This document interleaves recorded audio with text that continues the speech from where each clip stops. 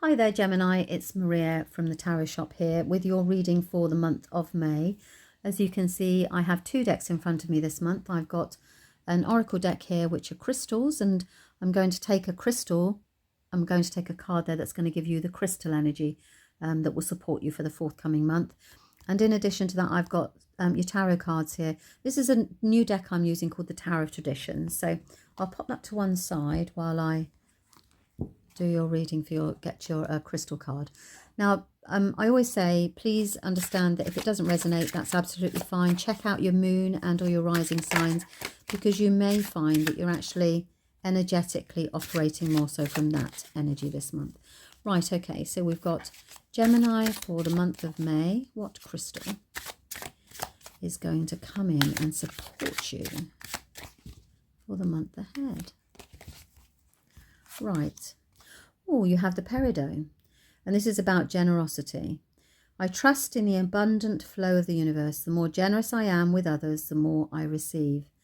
Crumbs, that's a really tricky energy, isn't it? Because it's hard to release that kind of control. Okay, so I'm gonna, I won't read this out to you. You can press pause and read it slowly. But you've got peridot, generosity energy coming through for you this month. So let's pop that to one side while I get your tarot cards for you. These things usually come through, you know, then you find that in the tarot reading there's something here that will say that's what that's relating to. I don't know if you like peridot. It's a gorgeous, is it Leo? I think it's Leo's stone, isn't it? I'm not quite sure actually. Maybe you can let me know in the comments if you know which one it is. Okay, so we've got, Gemini for the month of, that wants to come out. Gemini for the month of May. Gemini for the month of May.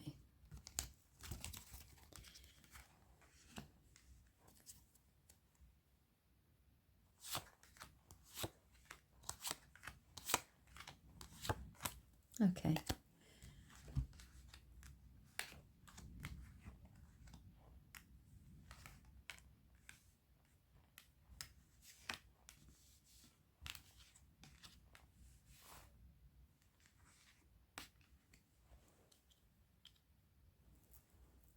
I'm not quite sure, maybe as we're going through the reading, the generosity card will come into it, but at first glance here,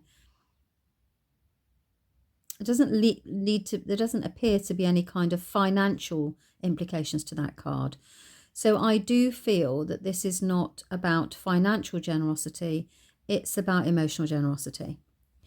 And it's about trusting. It's about being generous to yourself, giving to yourself, as well as, you know, the whole saying around, like, when you're on an airplane, you know, who do you put the oxygen mask on first? It always has to be yourself. And I want to say this to you.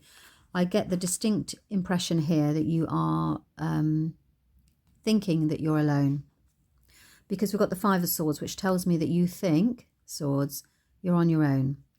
And actually, you've got the Empress card here, which says that you are on your own as a mother, or you are on your own maternally, same sort of thing. I know, but basically it's down to you to create abundance in your life. And that's what you believe. You believe that at a very deep level here, that it's down to you. So let's see what the cards say, because you can now see how that peridot is going to come here and influence the energy for you. So you think you're on your own, and if you want anything in life, if you want to create anything, it's down to you. And that can be for a Gemini, that can be a very disorientating sensation, because you're one of twins. You know, you are the perfect twins, aren't you? So to imagine that there's only just one of you will feel quite isolating. Now, you need to come to terms with this, and I think it's saying here, you trust in the abundant flow of the universe, because this thought process that you have about the fact that it's down to me, I'm on my own here, is what's blocking this abundance. Okay, so that's what the cards are saying here.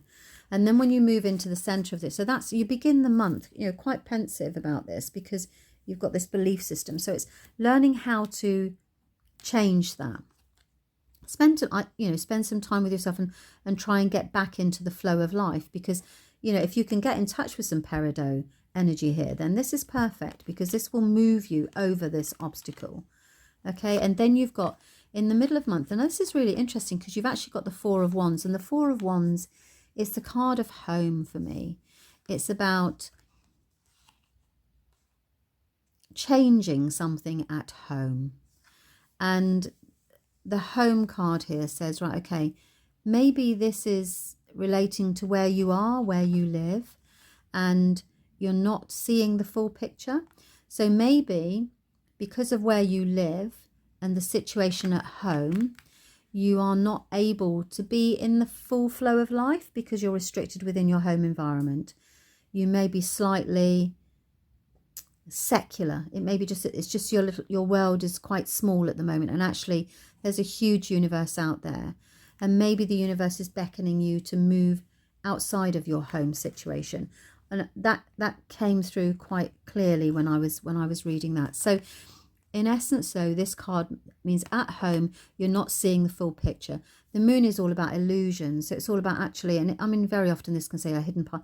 So the conclusion of this card is that hidden path will soon reveal itself, because you're not seeing the full picture at home, in your home situation, in your home environment. And that may be what was going on here with regards to feeling out of the flow in life. You may be just stuck where you are,